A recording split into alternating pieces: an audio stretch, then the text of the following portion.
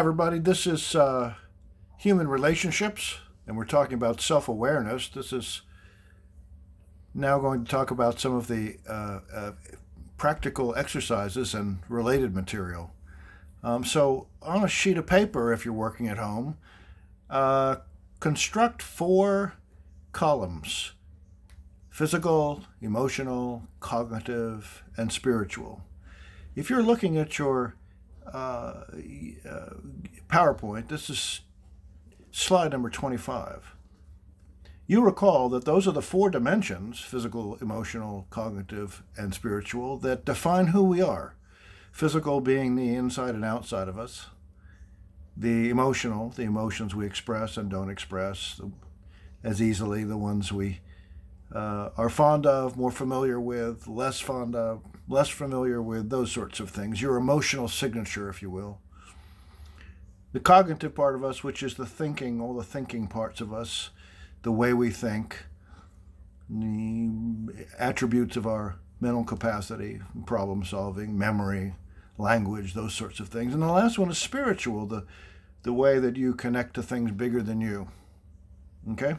So those put the 4 columns there, and then under each of those dimensions, under each of those columns, write as many real self characteristics, the things that you know define you, good, bad, or indifferent, and as you see yourself now, currently, as objectively as you can, as with as little bias as possible, evidence-based, lack of prejudgment on your part. Okay? That would be the first thing. And then what you can do, you can pause and wait a minute while you do this and come back to the video. So now coming back to the video, the first thing to notice is the first column you went to is probably the one that you're most familiar with, the one that you've thought about the most. Often that's the physical dimension, but not always. And the one that you had the most trouble coming up with characteristics for is probably the one that you know the least about yourself, the one that you haven't spent as much time considering. And that gives you opportunities, doesn't it? Okay? Now, the next thing to do is to, and this is just interesting. This is interesting, is to create a singles ad, the first ever objective singles ad, using those characteristics that define you in each of those 4 areas. A singles ad as if you were going to put it online somewhere, Match.com or one of the other ones. Not just for fun, but to see the way you would describe yourself to another person. And then pause the video now.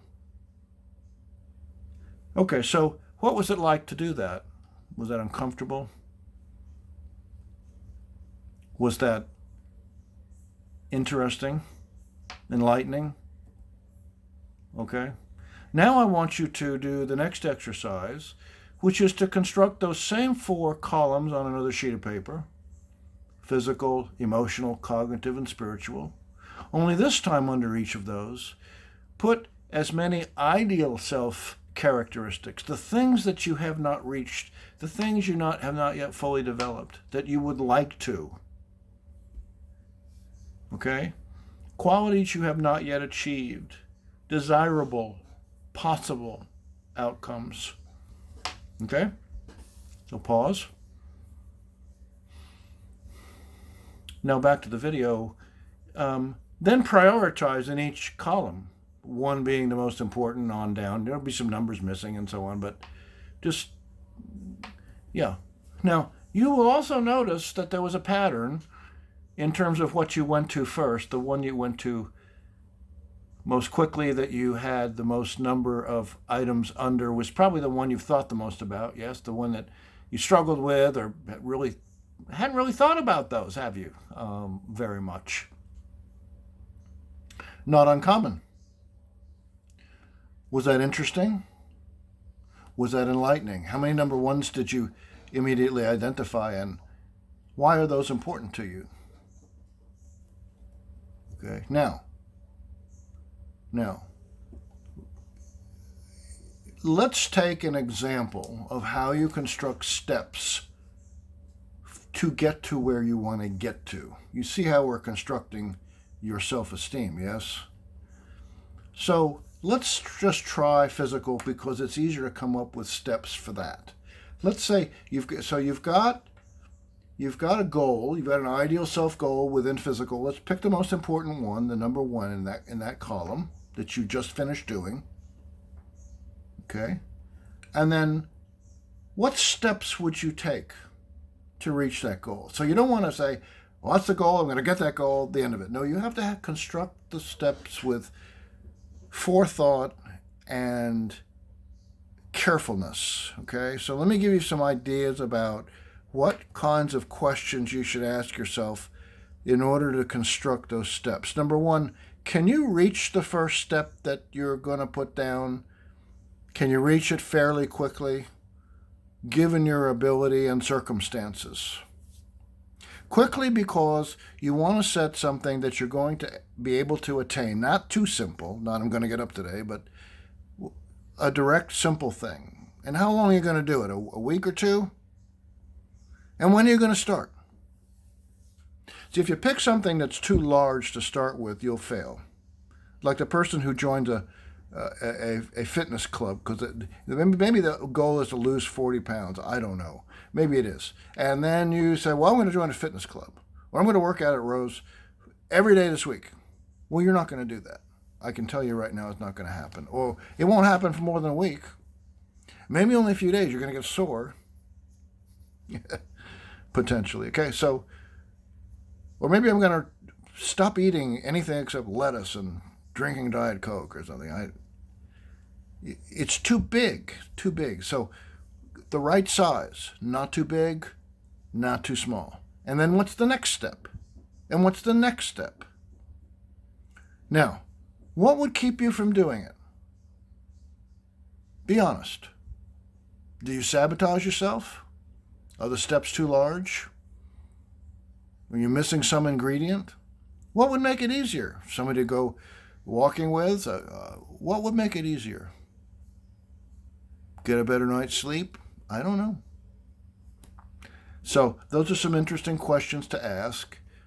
Always remember to record things visually and put it where you're going to see it, like on a refrigerator or someplace obvious, where you're making a mark or you're writing a number or something to keep track of your progress. All right, now, if we look at the most successful people, not the wealthiest, the people who live a very fruitful, satisfying, productive life, then they have a number of consistent qualities. One is they know themselves really well. They know themselves, good, bad, and different, and they own it, they accept it, they know it, they know themselves. You have to do that to be successful, or something will bite you when you don't know about it that's in you.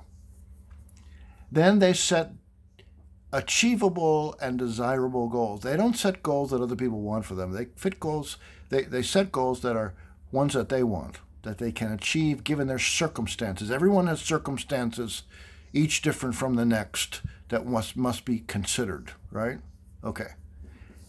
Assemble doable steps. Assemble doable steps to reach the ultimate goal. How many steps is that?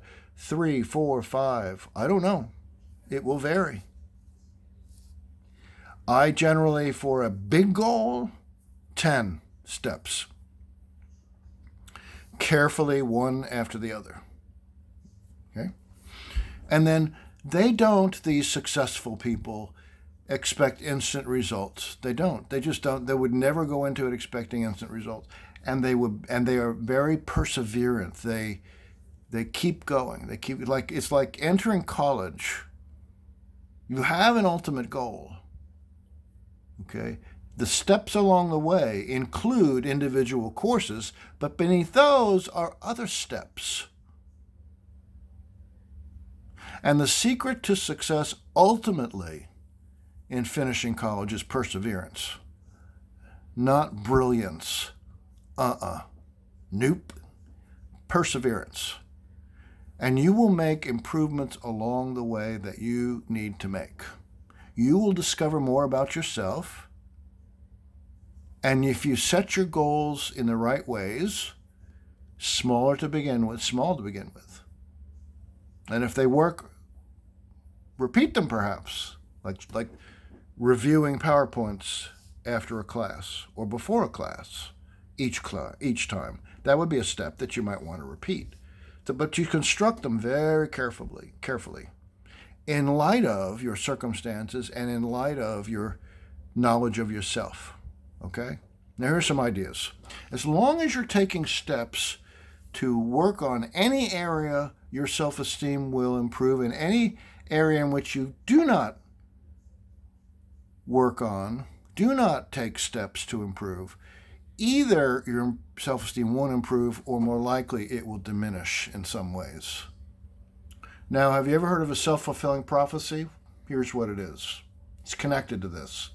We make a prediction based on a belief. In this arena, we're talking about beliefs about ourselves and the world, right? So we make a prediction based on a belief.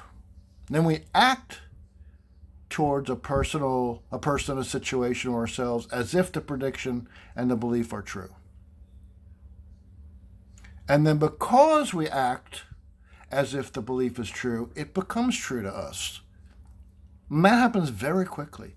We observe the effect, and that strengthens the belief. You become fairly impervious to changing the belief. You see? Doesn't that explain a lot? Not just about you, but about a lot of things? Absolutely. And so that's the last part of the self-fulfilling prophecy and our videos on self-awareness, which contain much about self-esteem. Okay? All right. Take care.